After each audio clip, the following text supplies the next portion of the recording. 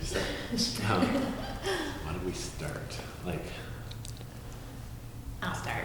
I just got. So yeah.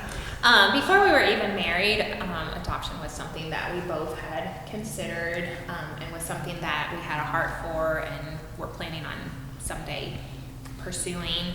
When I was single, before we met, I did foster care for a few years and had a few children with therapeutic foster care, and that really just. Do we need to take them out of this room? No, Okay. they're fine. Okay, we're going to keep going. And that really just grew in my heart more, just the need for permanent loving families for kids, after having seen how the foster care system worked and how there's lots of children that need to be adopted. Just kind of started pursuing in my own heart what adoption would look like in the future. And that was when I was single. And then Josh, what was your... Yeah, my story goes back a ways, back into my single days. It probably was something like an Orphan Sunday, just hearing about the plight of children who need families and need parents. And I knew in the back of my head a long time ago that like one day I would probably adopt. And I think that played actually a lot into when we met and just learning her heart for adoption and foster care, just like, yeah, this is definitely a future for us. And then, as far as when that actually happened, like, I don't know, like we decided let's have our biological children first and then we'll concentrate on adoption. And then, so after we had our boys, and then there were some complications that made us realize we were probably done with biological kids. And so this was a good time to start the adoption process. Yeah, I remember distinctly right after our second son was born, and just all the complications that were with that, and that got taken care of. And when I came out of surgery from after all that, I remember just this peace and hearing God's voice say, okay, now is the time for adoption. And so it was just like a very clear, it wasn't a lot of, oh, should we try more kids? Should we not? Should we whatever? Like, it was like, okay, like, you have your 2 kids, they're a blessing. We're very thankful we were able to have biological children, but then we felt like it was time for us to start pursuing adoption. Not immediately after he was born, because hello, newborn days, but... Yeah, and also like we were advised to maybe give it a year after that last kid was born to make sure. And so after about a year passed, we thought, I think this is what we want to do. Is that gonna... Okay.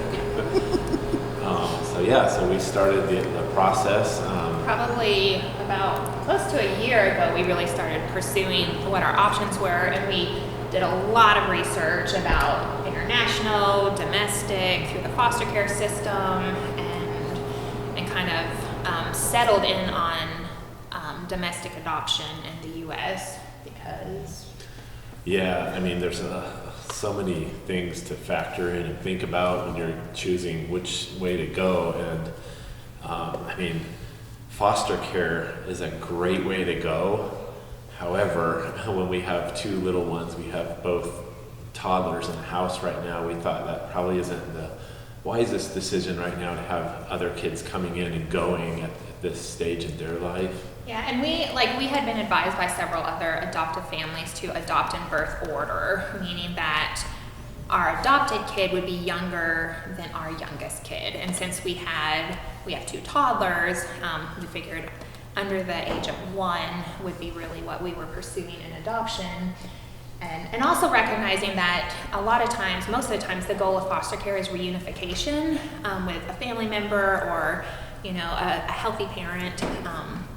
And we knew that we wanted to give a child a forever home, and that was our end goal, was to add permanently to our family. So we felt like kind of having kids in and out, waiting through that time period without that being our end goal was probably not what we were going to be pursuing. Yeah, and so at that point we crossed off foster care off the list, and so you're left with international or domestic adoption. And so how do we choose domestic? Well, I think probably one of the biggest factors for us was we're not spring chickens, and we were told that the average wait time for I hate the term, but a healthy international baby was going to be 5 to 8 years, and of waiting time, and we knew we wanted our kids close in age, and we also didn't want to be in our 50s taking a newborn home. So we decided to look into domestic infant adoption. Yeah, and so that kind of puts us where we are now. So we started the process, I think, in February of all the paperwork. There's a lot of paperwork, and then starting to raise money, and we got our home study completed in April, and so we are now home study ready, and we're just waiting to be placed with someone.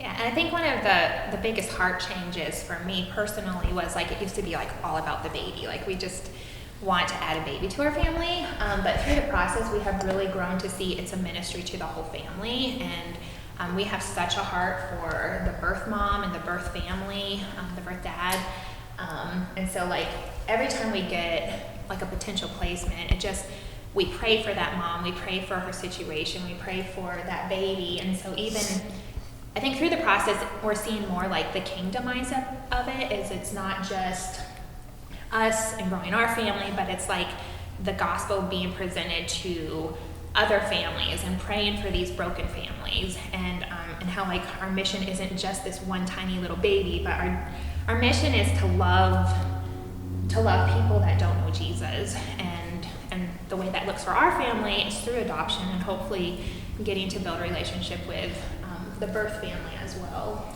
Yeah, I think that brings us into kind of the why of adoption. And wow, I think if you look at a pie graph of why to adopt, like for me at least, the sliver that's growing the family is maybe 10%. I think the rest of it is ministry. It's the kingdom mindset of like, once you hear that there are thousands and thousands of kids who are born into really bad situations, and then I think back on like both of us had great situations with our parents growing up. It's almost like, I feel anyway, it's like I owe like my life and my great upbringing to bring a kid in who wasn't going to have that. So bring them up in a good Christian home. There's more I was going to say on that. Chop. Yeah, chop it there, but I still am thinking. Yeah, and I think like we just have such a heart for the unborn child as well, and wanted to provide an option for a mom to choose life. If she was looking at all her options, just having her know that like there are loving families out there who want the baby, and again, that's where we are right now. We're just waiting. We're waiting for that phone call or for that connection. If anybody knows, don't put that in there, but if anybody knows, that reminds me. Just putting a plug in there. Yeah, that reminds me of the other half of the call, and I don't know how far we want to go with this, but so yeah, there's the kingdom mindset of bringing kids into a Christian home, but also the issue of abortion. That really strikes home with us. Like, it's a huge problem in our current culture and society, and there's a million voices out there on what we should do about that, or like passing laws and stuff like that. And I think one of the biggest things we can do, especially as Christians, is offer adoption.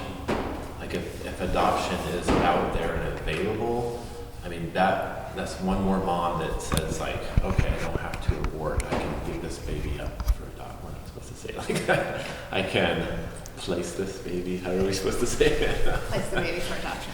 I could place my baby into a family, and we look at it as kind of the ultimate situation would be if we were to see a mom there who was heading to the abortion clinic and just be like, here's my arms, place the baby here.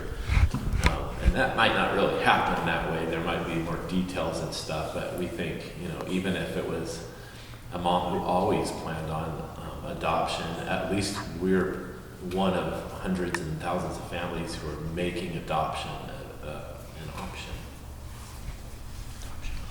Cool. I think that's good, guys. I mean, we got 10 minutes worth, so